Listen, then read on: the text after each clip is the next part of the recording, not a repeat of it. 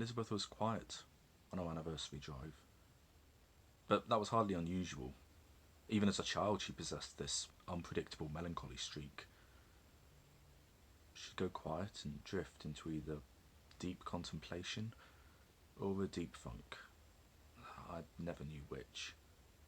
Part of the mystery, I guess. But here we were, 25 years old, married 7 months now, back at the spot when, at the age of 12, we'd share our first real kiss. Nauseating, I know. It was dark when we got to the lake. There was no sound tonight. Even the crickets were quiet. Elizabeth and I quickly stripped down. She dove in first, barely making a ripple.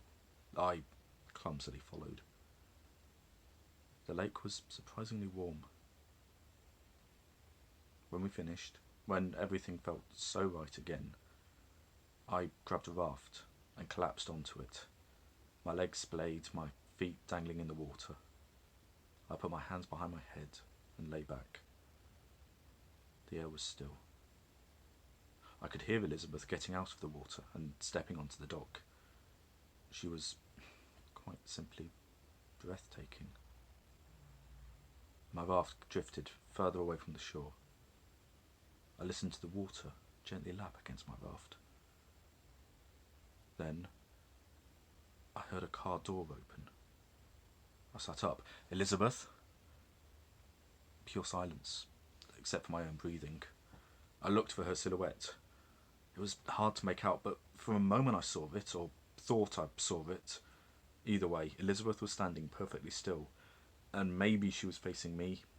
I might have blinked, I'm not sure about that either. And when I looked again, Elizabeth was gone. My heart slammed into my throat. Elizabeth?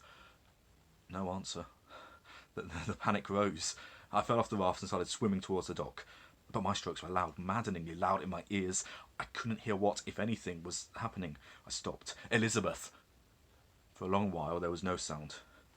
The clouds still blocked the moon. Maybe she had gone inside the cabin. Maybe she'd gotten something out of the car. I opened my mouth to call her name again.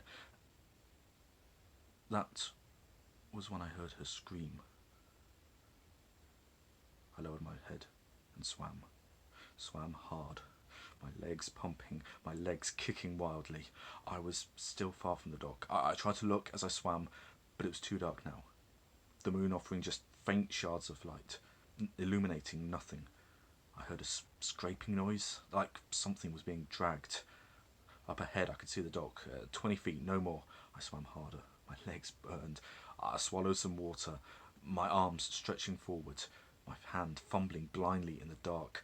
Then I found it, the ladder. I grabbed hold and hoisted myself up, climbing out of the water. The dock was wet from Elizabeth. I looked towards the cabin. Too dark. I saw nothing. Elizabeth?